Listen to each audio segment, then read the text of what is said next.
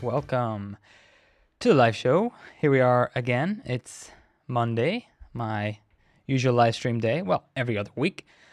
I hop on here and we can chat about all things video production, gear, or just general apps that I've been working on, whatever pops up.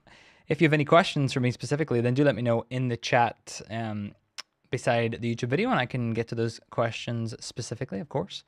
And from there, I will see them pop up on the screen here. So do try to add at here to record to make it even clearer what we want to talk about.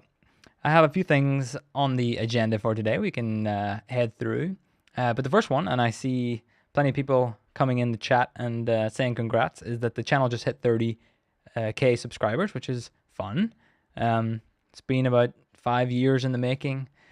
Lots of videos uploaded. Lots of random stuff created, so it's nice to see 30,000 subscribers, and many of which are you, I'm sure, watching here live today, which is lovely. So thanks for that. And let me just see who is here. We have a few familiar faces, of course. coming in from Peru, and where else? From middle of Tennessee, there's Stephen. Rochester, New York. Eric, always good to have you here. From up in Sweden, hello. Hans. And IT Never Gets Old, good to have you here as well. Greetings all from Shoreview in the USA. And a few other people that I might have jumped over, and I should have had a shiny jacket just like Aaron. Unfortunately, I do not have one.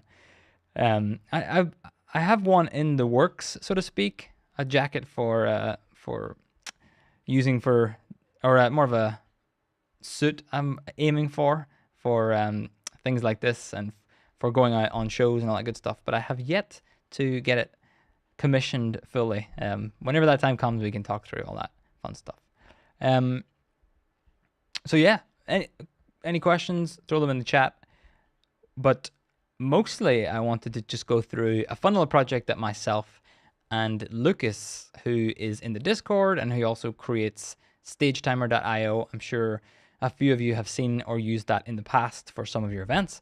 Well, both of us being developers from time to time, we decided that why not just get together and build something for fun in a day, which was fun. And Lucas's only stipulation was that whatever we build that day, we must publish by the end of that day, which is a pretty big thing to ask whenever you're just running into a project. So what we decided to make was a dashboard style viewer so that you can look at things in a dashboard. In fact, I can give you a quick little look at what it looks like now. So if you head to screens.heretorecord.com, you'll find yourself on the sort of marketing pages, as it were. I'll just post a link to that in the chat there, so you can take a look at it with me and follow along. But the idea there being that you can create a custom little dashboard for yourself for whatever purpose. In fact, wouldn't it be better if I showed you that? So here is my quick little show of the marketing page. There's not that much to show on here. This was just a little project that we decided to include so that you can have a quick glimpse of what the project entails. But the idea being dashboards for just about anything, and you can add in embeds and images and all that good stuff. So I have created a space. You can do that by just clicking on the create space button. And I'm going to be very careful here and go full screen. The reason being, it's very much a work in progress. So in fact, I could just go to super source here. It's very much a work in progress, and we have things to improve. And one of those things to improve is some security measures so that, you know, anybody can't just jump into your space and mess with it. So when you choose create a space, it will generate you a new space, and it'll look a little bit like this. Default view has one of these YouTube videos. That's one of those lo-fi hip-hop channels on YouTube, constantly streaming some music. And from there, you can do like a 1-up, a top and down 2-up, a left and right 2-up, this nice little 3 view, a 2 and a 1, and then the 4-up, which you saw in the example there. And if you want to, you can, I quite like this one, 2 plus 1. From there, you can just add in whatever you want. And right now, in this early v0.000 beta 5, I think we called it, you can choose an iframe, an embed, an image, or some text. So for example, if I was just to choose some text here, I can write hello viewers, and that one's not so special. It just shows some text. Maybe you want to use that for, well, sort of a space filler if you have nothing else to put in one of the sections. But more useful would be like an image that you can just paste in a URL of whatever image you want. No upload just now. Again, early days, but we're keen to hear feedback and thoughts for sure. Embed, which is what you can see here. So this is just an iframe that I've copy pasted from YouTube, thrown it in there, saved it, and as you can see, it comes in as a nice little window. And then you can choose iframe instead, into which you could put like a URL. So here, HTTPS, come on. It'd be easier if I just copy pasted one, wouldn't it? I can't even spell my own domain. Hold on. you could do that and head in and get yourself a website and use that for whatever you want. Maybe you have your own dashboard service that you use for your company and you want to plop that in there and use that instead. And you can see down here in the bottom, there's something blurred out, and that is the screen ID. And anyone currently who has access to that ID can see the screen that you created, but also they can make changes to it. And that's something obviously we don't want in the future, but you know, day one project and all that good stuff. So we will see. We have a day planned this week coming, so this would be the perfect time if you do have some thoughts off the top of your head about something you might use this for, or if you're not sure why you might use this at all, then this would be the perfect time to throw those ideas in now to me, and then I can make a note of them, or even just Discord me them if you're watching this on demand, and we can try to include them in the product pretty soon. I'll show you another one that I'm working on and using for this live stream right now. And this might get a little bit confusing because there is a video of me in there, but just bear with me. So if I go back to super source, I have this 3 up here, and this is I'll just pause it actually just to make it easier.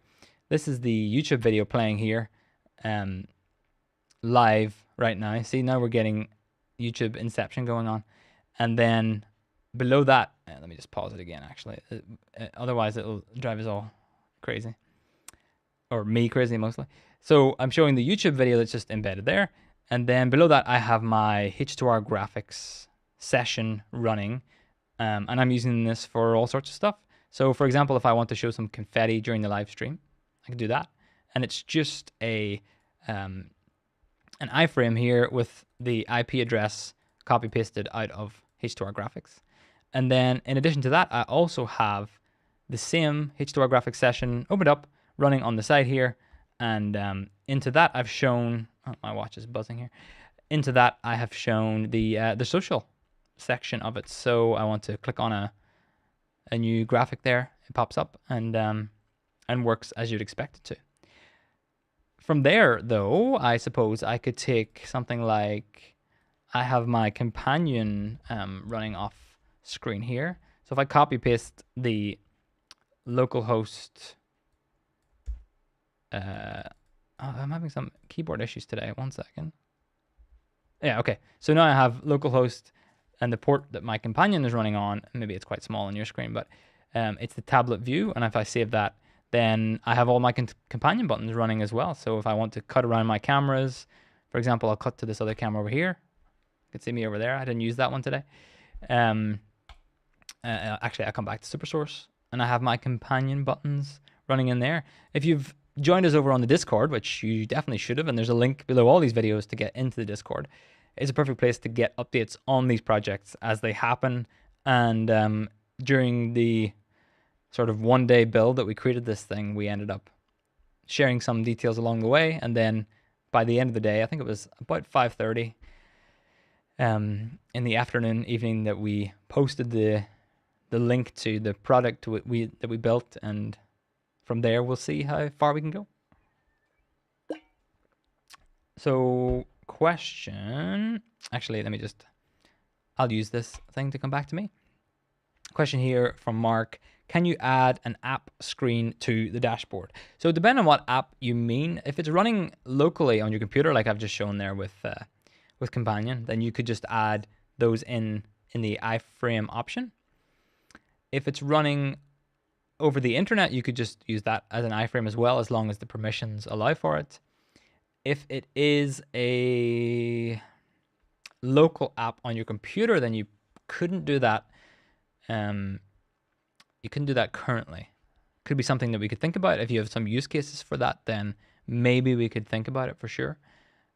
We have a long list of features. I mean, it started out as an easy product, and then it all of a sudden grew into like, well, wouldn't it be cool if we could also do this and that and all these other things? So we already have a list of features that we're quite keen to add. For example, here, Mark says, oh, what's going on? There we go. For example, Word and Excel. Make a note of that bug to fix. Yeah, that would be interesting. I'm not entirely sure off the top of my head how well that would work. based on the technology that we've chosen to use, but we'd have to look into it and see. If it was a Google Doc though, then that would work just fine. So maybe I can convince you. Well, I think it'll take more than me talking right now to convince you to switch to Google Docs. But in theory, if that supports iframes or the embed style that we use, then that could work just fine. I'm trying to see, do I have a Google Doc here that I could use for this purpose? I get shared a lot of random Google Docs. Okay, I'll just create a new one. How about that? There we go. Copy that. And you could, yeah, IT Never Gets Old reminds me that you could also use a online version of Word and Excel, assuming that would work. I can't say for sure if it would. Some of them are a little bit restrictive about permissions. So in this case, here we go. We have a Google Doc embedded in there, and on my other tab, I am typing some stuff, and that works just fine. So anything web-based, for the most part, would work just fine. Before the show, I wanted to add the the YouTube chat in here, but it was not happy about that. It did not want to be embedded in this little project that we made. A good example, of course, just as a little plug to Lucas and his good work on Stage Timer. I think that it looks really great in there. So if I go back to my screen here, and you can see that, and I choose to iframe my Stage Timer agenda, will that work flawlessly? It does. So a perfect example of something that looks really good in there would be a little Stage Timer thing. Big thanks to Lucas for working with me on this. Certainly not helping me. He did 50% and I did 50%. We helped each other make this one a reality. And it was fun to take something from nothing to usable, quote unquote usable, in a day. Is a pretty exciting little task to do. Yes, Mark loves Google Docs and Sheets, but they are browser based. Absolutely. That's what helps us in this case, because this is all browser based. It is you go to that website, you click on a generate button, and it's all browser based, and it's all syncing in the cloud to stay up to date with other people. So that would be the stipulation at this point. Now, since it's such an simple idea, I don't really have much more to say than that, because it's in early development, and sort of like a build it and see if it works kind of idea. And we're hoping that it continues to help people as they start to fall back into busy seasons. We can already tell that people are heading back to work again to do events and all that fun stuff. So if you think about a dashboard that you might need, then this one will be the one. There's a link in the chat below. There's a link in the description, the chat, wherever the chat is and wherever the description is. There's a link in both of those to give it a try. And I'm quite keen to hear about more layouts that you might think it needs. I think 4 boxes is quite a nice amount for now. I think as soon as we go beyond 4, it starts to get very small and very specific to purpose. So I think 4 is pretty good, but if you have some idea for something that goes beyond 4, then let us know and we'll give it a go. Okay, ideas and feedback on that is what I wanted. Cool. A couple more things. You might, if you're new around here, you won't notice any difference, but if you watched the live stream last week, and I'll just tag any questions here as they come in. Oh, in fact, I'll get to those now before we head into any other things. Question here from you saying, will screens be free in the future, or is it for you to pay? That hasn't really been fully decided yet. I mean, ideally, if we can make it into like a full featured product, then there would be some sort of free and paid option. We would probably try to keep free in some form. We don't really enjoy that sort of heavy limit free thing anyway, so that wouldn't be something that I personally would want to do, nor Lucas. I can't really speak for him right now, but I know we're quite keen on people being able to use things. So I can't say for sure because we're really just testing it out to see. Question here, can you integrate a broadcast clock in this? So one of the things that I use, I mean, broadcast clock, I can't say for sure. But if it's web-based, then absolutely. So for example, here, I have a little website called, where are you? There it is. Well, H2R Graphics. But if you go to H2R Graphics, H2R.graphics/time, it shows you the time of day, quite big. Lucas has a version of this for stage timer. I know that Doug Johnson has a version of this, and I believe his stays. Mine bases it on the computer that you're running it on, and Doug Johnson's bases it on some other data. I think the computer plus the server and things like that. So anything that's web-based like this should just work just fine. Excuse me. So I can see myself using this as an example of maybe watching the live stream back. I have a huge clock just to keep a track on the time. And then maybe I have the agenda down here or something similar to that. So you can throw clocks in there just fine. Cool. Yeah, so I was just going to talk. I can come back to any more questions on the dashboards for sure. But you'll notice that I've done things differently a little bit on the studio here. If I cut to this camera, which is a little bit out of focus, as you can tell, I've moved everything around again and reset up everything to be sort of the way I like it again, but now I'm back to my original layout.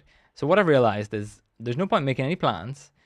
My intention of redoing the studio again this time was to keep all the cables nice and tidy, and now that I have all the SDI spools and cables creation tools I could possibly want. If you missed all that, we talked about that in the last live stream. I can create custom cables to the length that I need them, and my plan was to go from the ATEM and perfectly down and over and up and along the integrated cable tracks that are in this office space, from there into a new little place that goes to the cameras. And then I started doing that, and I decided I really don't want to be this picky about it. In fact, this very week, I was looking at another new office space to maybe move to in the next few months. So that's pretty much decided to be happening. So I guess what I'm saying is I have zero plans to make things tidy and for it to be my last version of the studio, because I'm constantly reworking it. Yeah, Mark, that camera out of focus? Absolutely it was. So what I typically use this camera for is I will, during the countdown of the start of the show, I will show this camera, and then I will do like a, let's see, a time of day countdown timer and show some chat messages. And then I show this little moving gradient here. But what I realized was I really messed up my my keying today. You can see that it doesn't quite shine through the way it used to. So if I just go into my DSK and try to play with this a little bit. Let me see, not that one. Yeah, there we go. So typically I'll do something like that during the live show, change the color of that text. But I totally did not set it up right today. So therefore, all we got in turn was a out of focus camera. And because it's manually set out of focus, like the lens is manually set out of focus, there's nothing I can do about it once the show starts, unless you want me to get up for a while and try to find the focus on that camera. Oh yeah, speaking of cameras, wow, I need to take some water. This has been a real talky one. 20 minutes of solid talking. I really need a co-host more often. I need to get Jonas back on again to help me co-host this thing, because just solid talking, it can really wear down the vocals. So what I've been using for a while now is the Blackmagic Studio Camera 4K Pro. That's been my go-to camera for, I guess, almost a year now. Since they announced it, I managed to get one on loan from Blackmagic. I'm just bringing it up on the website here to see if I got the name right. Yes, cool. So I got one of these on loan whenever it came out. Actually, I have both of these in the room here. But the main camera I've been using is this Blackmagic Studio Camera 4K Pro for a good solid 6 to 12 months. I don't remember when they came out. I guess it was approximately this time last year, and then they shipped like a month later. Well, anyway, it's time to send it back again. Of course, all loans must come to an end eventually. And I'm starting to think through what I should change to. So I have a GH5 overhead, and I have a G7, that's that out of focus one. Those are both Panasonics. Micro Four Thirds, which is all the lenses that I have, so I'd like to stick with that. But what I really like about this camera is the SDI in and out, so I can integrate it with my Constellation ATEM switcher just fine. And I also like that it has XLR in as well, which is how you're listening to me right now. I have audio coming from my audio desk, Flow 8, here, just going straight into the camera. So things are nicely in sync, hopefully, or close enough for the show. But what I don't like about it is one of its features, which is the huge screen on the back. I figured that it's kind of a waste for me to have that, since I never actually look at that. It's the other direction, and right now it's up against the wall, basically. So it's sort of like a wasted piece of screen. I don't necessarily want to go down the HDMI version. What a weird way to say it. Because, let's see. Ooh, I didn't see that before. That's a nice little animation. But the Plus version, it has HDMI. Again, nice camera. But since I'm running all SDI in the studio here, I really like to stick with SDI for the most part. And I also like the fact that, of course, that they all talk to the ATEM. That's a huge pro, which is one of the reasons why I don't necessarily want to drift away from the Blackmagic ecosystem of cameras. But the other solution would be to head down the pocket cinema camera direction. And again, I'd rather MFT right now because that's basically what I have. I don't want to buy some new lenses. But the only model available really is the, do they have the micros on here anymore? No, they don't. So the only model then available would be the Cinema Camera 4K, which is HDMI. And of course, now I'm back in the SDI HDMI dilemma again. So if anybody got any thoughts on it, I would be keen to hear them, either now or later. I have a feeling that $1,200 for a camera is not too bad, but for the price of these, oh, excuse the fast swooshing down the page here. Yeah, for $1,800, it's a bit of a chunk of money, I would say, for getting a bunch of features that I don't necessarily need in the camera. I like the idea. This is the dilemma of purchasing a camera. I've been through this before, definitely. When I bought the GH5 a few years back, I went through all the same dilemmas, where there's so many options now that it's just constantly trade-offs, and all of them make sense and none of them make sense at the same time. I've also wanted to try out some PTZ cameras, which we talked about a few weeks back on the show as well, but I don't know. I really like that shallow depth of field look. All of that stuff is out of focus, and I'm mostly in focus, so I don't really want to sacrifice that either. So help would be appreciated if you have any thoughts on it. And I guess I'm kind of asking Blackmagic, that would be great if they revamped the micro studio cameras to be basically the same as these Studio Pro cameras, if I get all the terms right. So just like the brains of this without any of the screen, but keep the XLR, keep the SDI in and out. So kind of like this exact camera, but without the screen attached. It could probably bring down the price nicely, and it would do me nicely. So if you're watching, then maybe I'll see them at IBC next week, which is crazy. That's happening next week. Maybe I'll ask them for that specifically, or maybe by then they'll already have announced something like that. Who knows? I'm excited. Now it says, isn't the GH5 a bit of a waste for just an overhead shot and isn't it remotely controllable? That's a good question. Remotely controllable, I don't believe so. I think you have to connect it via USB and use the control app on a computer to control the GH5. It might be different. Oh, actually, sorry. And you can also use the wireless to control it as well. But I always find that very messy to set up every time you want to use it. I used to use the iOS app whenever I used to use the camera a lot, but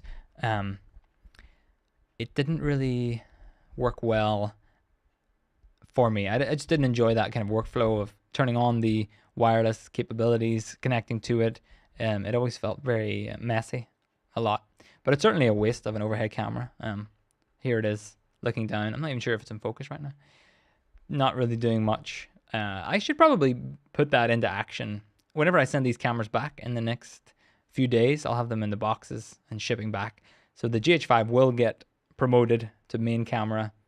The G7 will get demoted to overhead camera, and then maybe I'll try to use an old GoPro for a while as the third camera until I can decide what to do. Some ideas coming in here. RP Media, hello from SLove. I had a visitor in the studio this week. RP Media was here looking at the mess I made, so thanks for popping by and saying hello. Frankie says, wish BMD would make PTZ cameras. Yes, yes, yes. Where'd it go? It's all live events. I do have data video 250s at the moment, or data video 150. You corrected yourself as, I suppose. Yeah, I'm surprised by now they haven't done some sort of PTZ. Maybe that's something we'll see in IBC next week. That'd be cool. There's a lot more involved to it than, you know, just cranking out a PTZ camera, and it would definitely be a pricey thing to buy. They always end up being pricey. So, but I'd like to see that. What else here? Andrew says, can you use different background colors for outputs 1 through 4 in H2R Graphics? You can. Okay, we can launch into that real quick. I can share you a little document in the docs here. Now, by default, you can't do that because whenever you click on the open, it will open it with the project's background color. But what you can do, if I can find where it is, there it is. You can go into the docs here, and I'll send a link to this in the chat now in 1 second. But if you scroll down to the section about output URL modifiers, you can use a little question mark BG equals and then pop a color in there. So for example, you could say red, or you could say the color 444444, which is the hex value of that color. You can read about why it's percentage as well. So it is possible, and then you'll have to open that output in a browser as opposed to the native windows built into H2R Graphics. So I can throw that in the chat there for you. Graphics, docs, to take a look at. Thank you for that question. AminoX says, an option could be to go to eBay and find the older Micro Studio 4K cameras, but they need light, a lot of light. Use for them, love them. They're still great if you accommodate their need. Yeah. Everyone tells me that. I've never actually tried one of those cameras, but I've watched all the videos and read all the reviews about them, and they need a ton of light. And I'm not willing to add much more light to the setup here. So I'm not sure. I'd like to give one a go. If I can get my hands on one to test out, then I'd be more than happy to use that. And you probably get them at a good price these days, since they are, relatively speaking, old for cameras. So it is an option if I can try one and then give it back to the person that I borrowed it from. But I don't think I know anybody local that has one. Mark says you must get one with the Ethernet to allow manual focus. Tongue in cheek. Yeah, exactly. I suppose I could get the BH. I did have a look at the Panasonic BGH1 on the channel before. During a live stream, I never actually like made a video about it. I think I'm not really into making videos about cameras on the channel because I just don't think I know enough about cameras to make like a lot of decent content about them. But I did borrow one of these from Panasonic a while back, the BGH1. No, BGH1.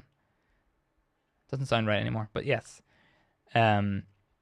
Which can connect over Ethernet. They can be controlled remotely as well. But what I really love is the Blackmagic control talking to the camera. It's huge once you start using it, because it's just so easy to use the same app for all of these things, and having them all in one place is really nice.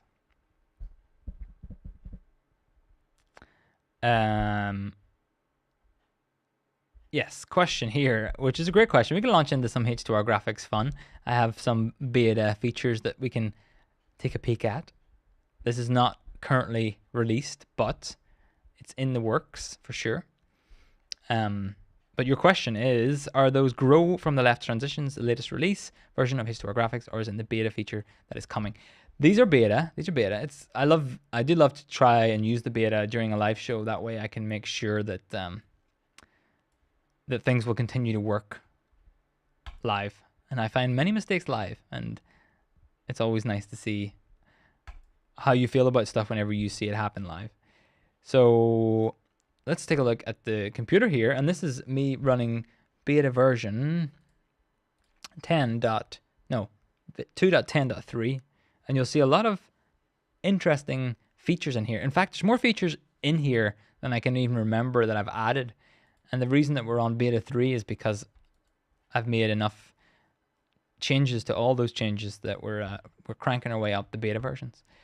The first change though is over in the theme section. In fact, I really love the changes that have been made in here, because I'll make this super big for you to see nice and clear. But the theme section has been worked a little bit new, and you can see in here that it has some nice visual looks at how themes will actually end up looking on your end.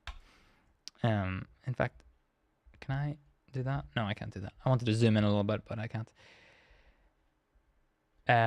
And yes, in the section here, we have these new transitions. So we have slide and fade might be new, and then we have scale and fade. So what you can see whenever I'm showing these graphics today, like this one, is that it's coming in, it's fading and scaling at the same time, which is kind of like pushing it out of the corner, which I really like. Let's get rid of it again. I think it adds, like, certain shows, it makes sense just to fade in.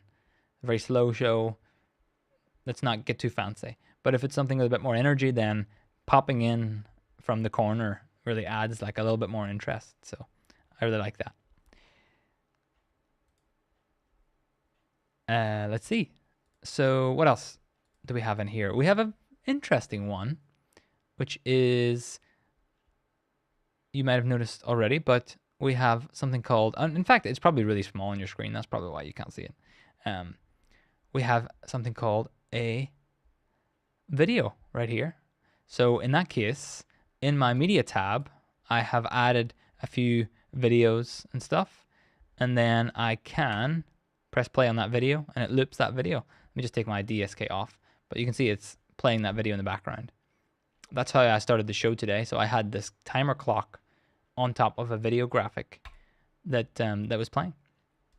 If we dig into that a second, you can see that you can just choose the videos that you've imported into H2R Graphics, and you can loop them and mute them, but you can't really do much more than that.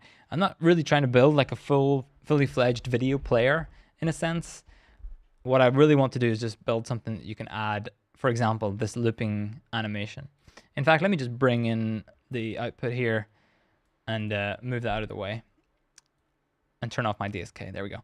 So you can see the example of a video here, and my draw on the screen is turned on, where it's not like the most complex video playback solution ever. It's just a way of showing something in the background while it loops. I have set up some videos down here, which I will just make sure I've muted.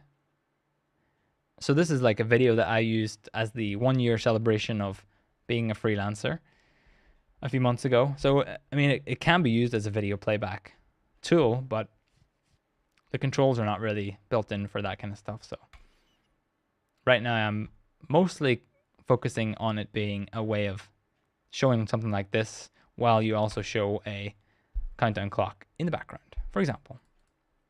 That's the wrong clock. There we go. Let's hide that, turn my DSK back on. And There are more features in there that I don't currently recall adding, but I can always have a little look for them and see what else is new for sure. Let me see. I have the list in here somewhere.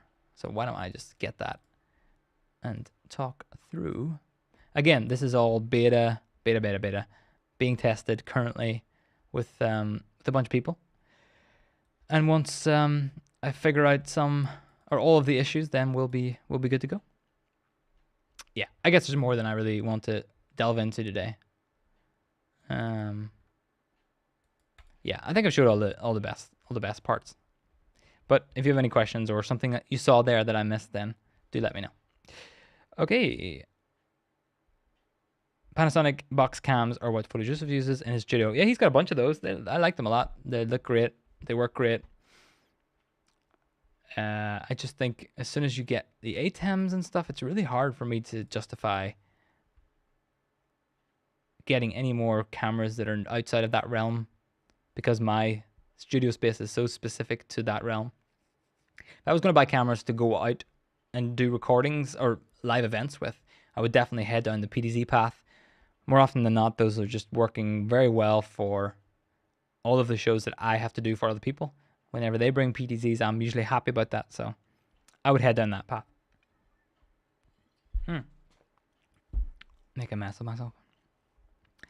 Ryland says, have emojis been added yet to H2R? That's always awkward reading the text-only version live, LOL.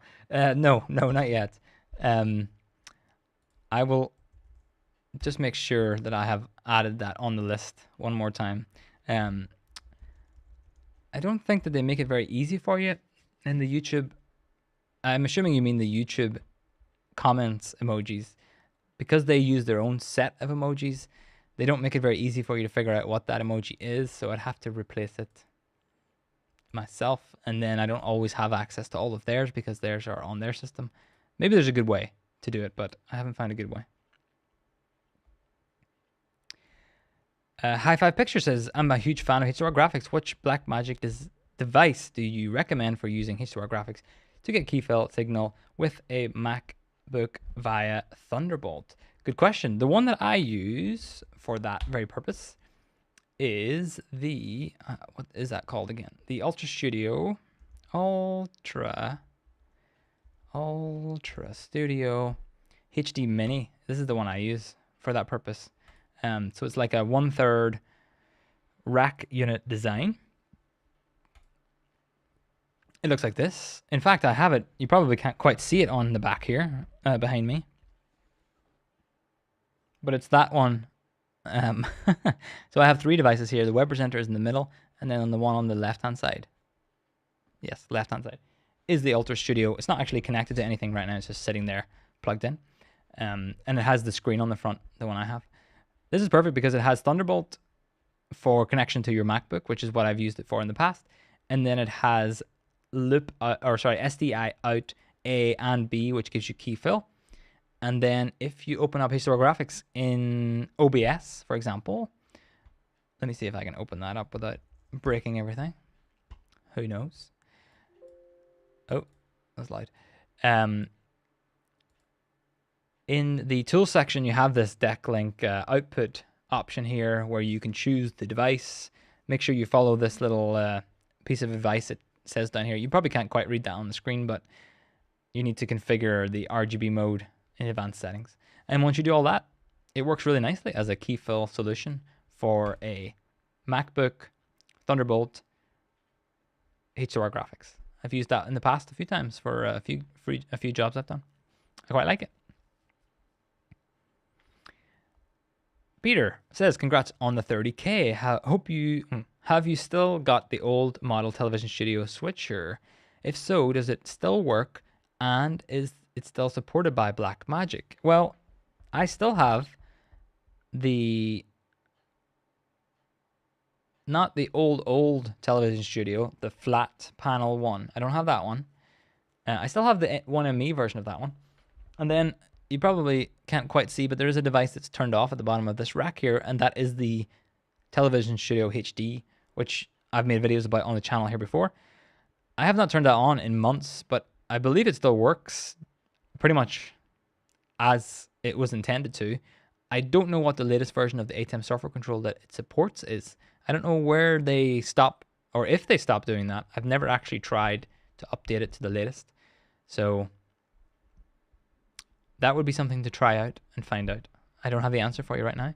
I know that Aaron has been using his in the past. I don't know if he uses it right now, but up until pretty recently, he's been using it, and it would still work just fine, especially if you use it with Companion or something like that. It's still listening and still working. But I haven't seen what the latest version it runs is. Maybe it still runs the new version. I actually haven't tried that. Sharif says, why is H2R gear so slow? Yeah, I understand your frustrations. It depends on the machine and sometimes on what you're up to. But I have a job planned to really overhaul parts of that and get it working nice and snappy. It's a classic, this is a very classic developer issue where whenever you use it yourself, it doesn't run slowly. But people can show you on their systems, depending on what they're using, that it runs slowly, and maybe they're using it in a certain combination that makes it run slowly. So it's, I think a big part of it is just tracking down the exact issue and then improving it from there. But it's certainly something that I've been starting to feel, and I know that because it was made originally, like started being coded like 3 years ago. Web technology moves very fast these days. Oh well, I guess it has for a long time, but it moves very fast and things update very fast. So it does need some little bit of energy behind it to get it updated.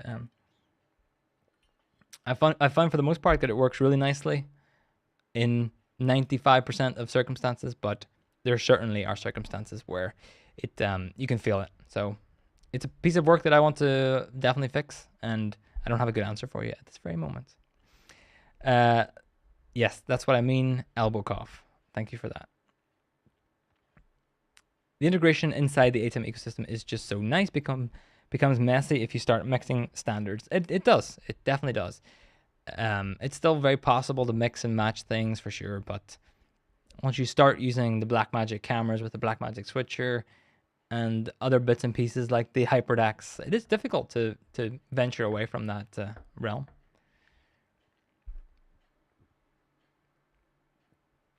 Question here from Raul says, are you going to do a video about the small audio mixer?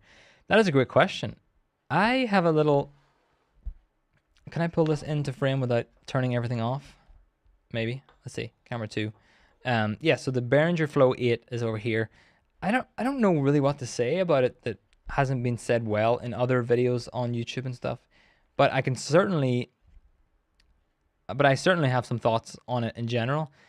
One of the thoughts is I'm on the fence about whether or not it was a good idea, but I really like the fact that it is a physical device that sits here and I can mess with the faders when I need to. But it's something I haven't really like formulated a full idea of what to talk about in a video, so I haven't fully done it yet. But if you have some thoughts that you want to know about, then let me know. Rylan Russell says, can you try to sell BM on your 2-input switcher? SDI with scalers maybe, simple. I personally would not necessarily. I think the ATEM Mini, since it's like so small with 4 inputs, I would not opt for a 2-input switcher. Everything I've done, I've used the Roland V1. What do you call that little tiny Roland? I always forget what it's called. It's not the V1 HD, I know that. Because that one is... Someone has to help me. What's that little tiny Roland 2-input, 2-output switcher called? Don't let me down. Google search. Do not let me down. So Roland has a tiny little switcher that has 2 inputs, 2 outputs. Oh, here it is. The V02 HD. This one. So it has, 2 inputs and 2 outputs, and it's a really nice little switcher. But anytime I've used it before, it's always like one too short. Here's 02 HD. Like you want that third input just as like a extra backup to do something else. So I do think 2 inputs is a little tight for me. So it's not something I necessarily I'm gonna push for too heavily. I'm more pushing for. I would love to see more cameras, and I'd love to see multi. What would be the good term? A rack mountable 4 in, 4 out HDMI, SDI, bidirectional conversions that are locked. I would love to take up a nice rack space with that. One power supply that controls it all, and you can have as many, maybe they have versions of it, but you could have a 2 to 2, a 4 to 4, 8 to 8 version, and it can just sit there. I would love that on my desk right now. I've got 3 monitors in front of me, so I want to take signal from the back to them, and then I have the camera, 2 cameras, 3 cameras here to send from this side of the room to there. So a little multi-box would be amazing for that. So I'd like to see them build that. But we all have stuff that we want them to build. It's never good enough. We found that with the ATEM SDI, which is what's back here, is once they release that, it's like, well, but wouldn't it be good if it ... It's hard. Yeah, I think it's the non-HD version. And the V1 HD, no, I did mean the V02 HD. Linda, good to have you here. What have you missed? You missed a lot of stuff. We talked about the dashboard tool that we made last week, me and Lucas. We talked about H2R Graphics animations. We talked about, I have a list here. What else did we talk about? 30K subscribers. And we've been talking about cameras as well. It always comes up. Georgie says, I'm planning to buy ATEM 1ME. I currently have an ATEM Mini. Okay, nice upgrade. How can I use ATEM Mini in the best possible way? So once you're done, once you've upgraded, how can you use the ATEM Mini?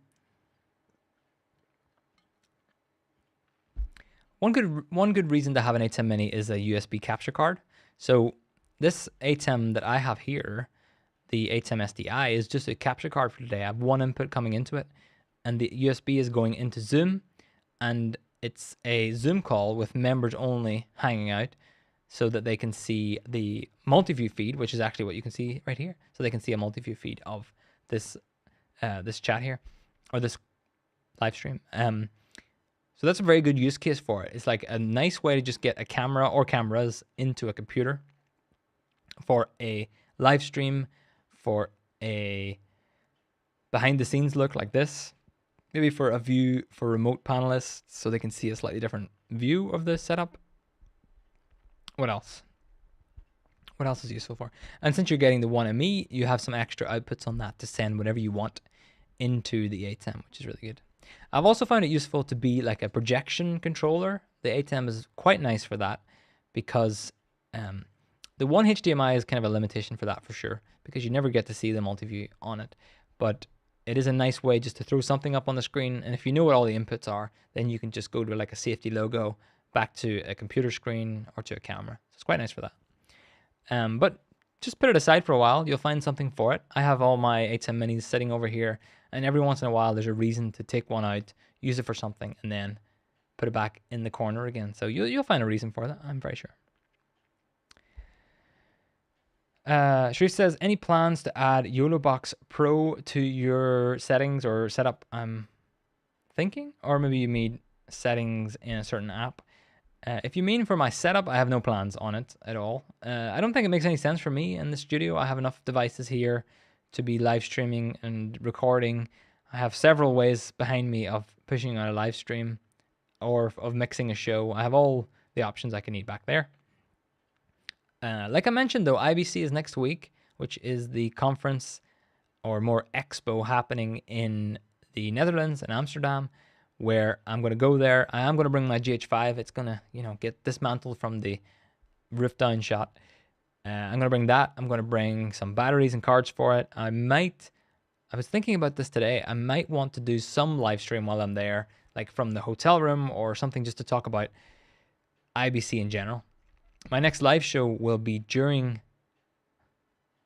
the day that I come home from IBC, so it's not going to happen because I'm not going to be able to make it here on time. So maybe the day before, like on the Sunday before Aaron's show or something like that, I could do a live stream from Amsterdam with a ATEM that I might bring, or with the YOLO box. Maybe I might have to update that and make sure everything's working there. But it's not something I really need to bring into my setup, have any reason for at this point. Congratulations on the 30K. Thank you so much for the congratulations. Maybe I should have had a little animation to go along with that. Let me hit that again. Wait, where is it? There it is. Thank you so much for the congratulations. I appreciate it. Neil says, it's great that the BMD has supported devices with bug fix releases as long as their dev environment will allow it, but we should call them out on the fact that they classify ATEM minis as non-repairable. Yeah, I didn't know that until recently. That's really strange. That I believe, I don't have all the facts on this, but if you take an ATEM mini and send it back to them, then they will not repair it. They will just junk it and send you a new one. I believe that to be the case. Again, I'm not entirely sure. But that's a shame. If that's true, that is a shame, because I know that people have taken them apart and seen how they are put together. So you would think that it would be repairable and that they could have some sort of refurbished line of them so they can fix a few things and send them back, or they can refurb them for you and send you back a fixed model. I don't know the economics on that, but it is a disappointment if that is what they're doing. There's feels like there's no excuse not to have fixable parts these days on a device like that, where they're making many of them and they have many parts available to them. They could get all those parts to fix all of these pieces. So that's a shame, definitely. Aziz says, any plans on scoreboards for sports? Oh, I guess I have a small update to that in the latest version of H2R Graphics. So sports is already a thing. You can do like a scorecard for sports, which looks like this, and you can run through teams. But in the upcoming version of H2R Graphics, I do have this option now where instead of a team color, you can actually choose a team image, and now you can pick images from your computer to use for that. It's probably not looking that great there because I'm sort of doing it live here. I don't have any images on my computer, but you can see there that there's a little image being used in place of that color, which is what I had before, which is quite a nice little difference to make. And I know that's something people really like to have, is like a team name and then their little icon there. So already a thing in H2R Graphics. And if you have more ideas for that, then send me an email. I'm happy to see what I can include in there.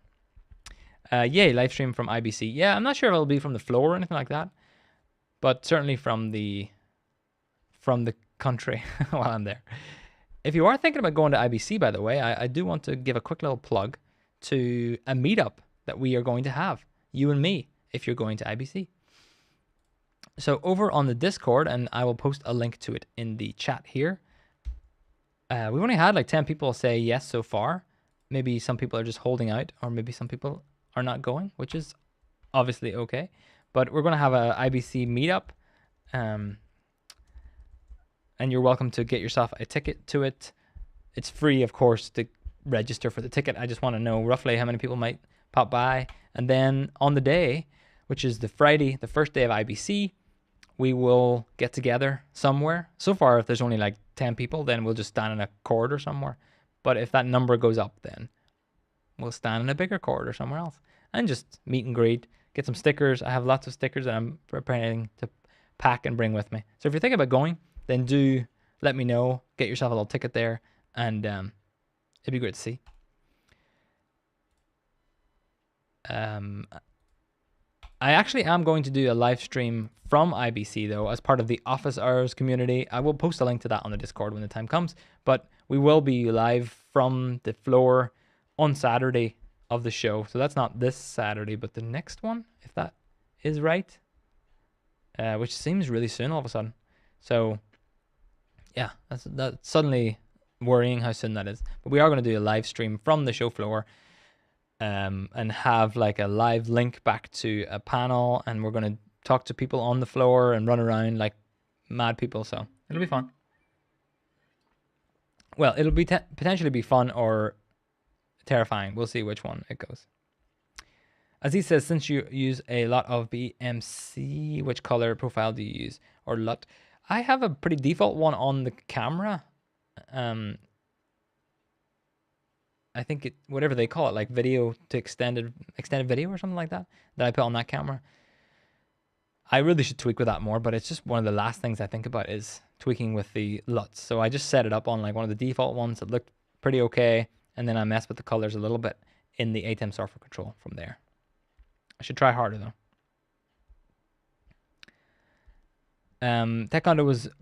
Eric says Taekwondo was wary of live streaming from the IBC show floor as well.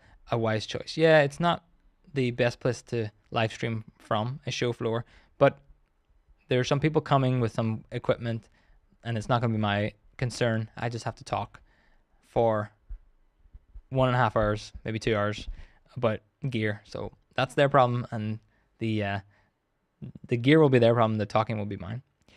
Dean, nice to have you here. Hello, John. Loving the Pocket 6K G2, but the screen is not so good outdoor. Do you like the video assist?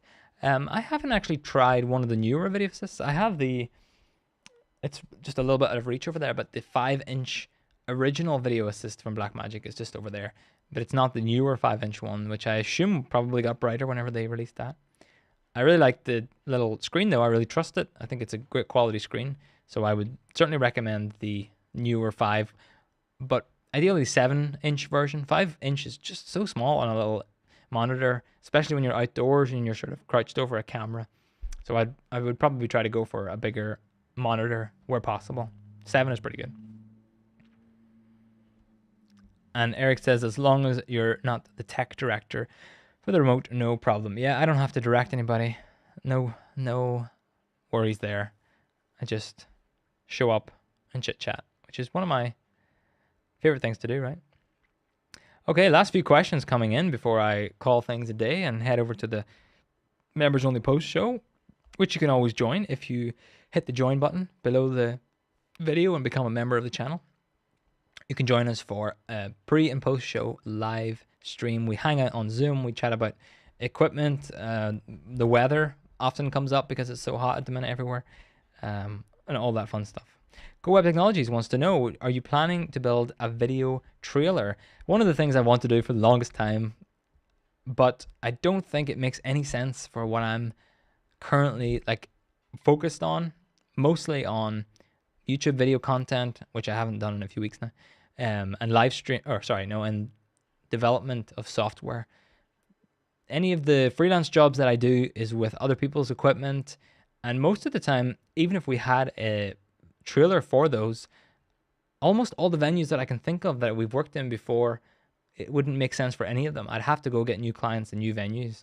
So that's a possibility, but I feel like I would be building a trailer and then starting from scratch, building up a client base. So it's more of an expense of time and money at that point.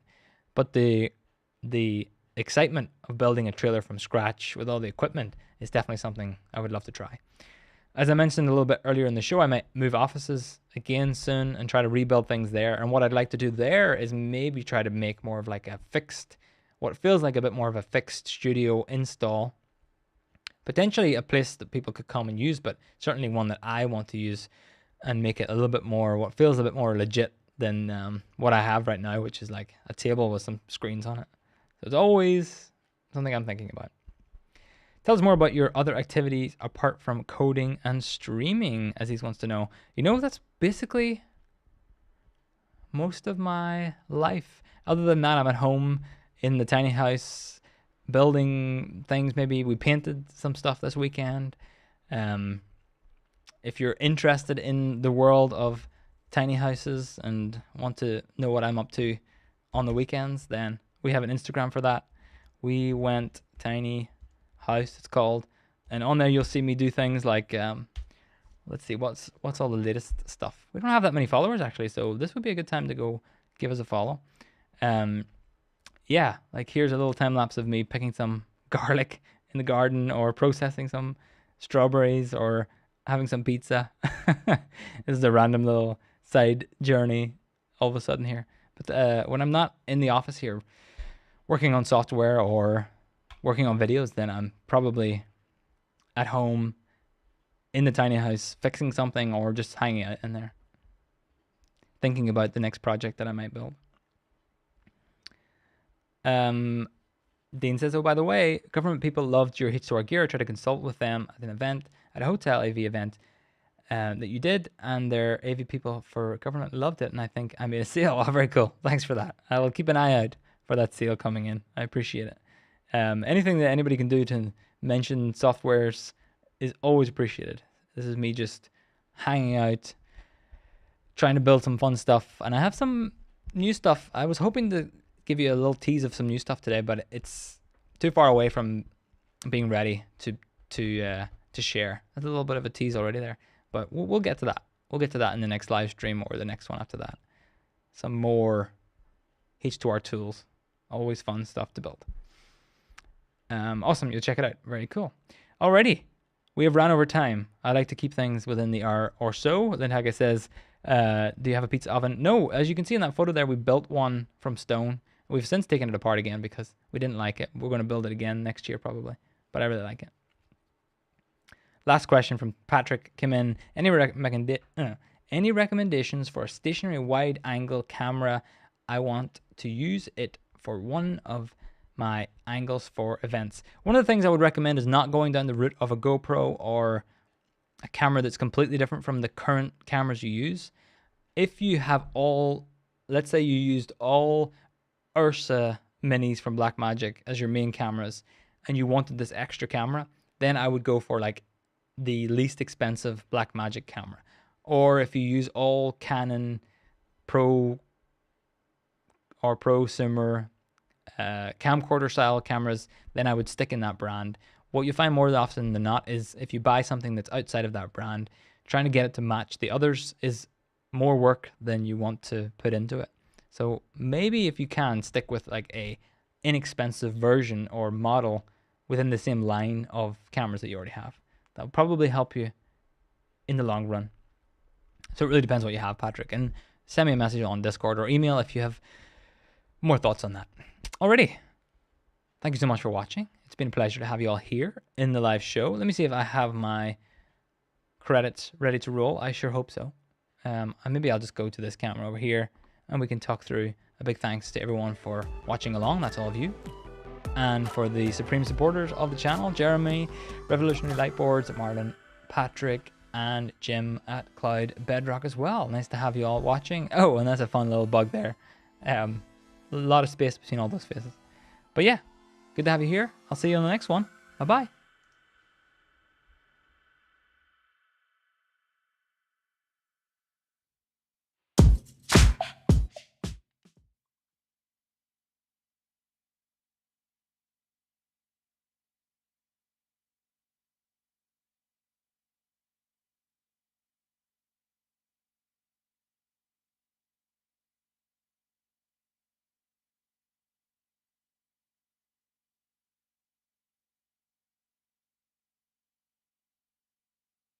Late.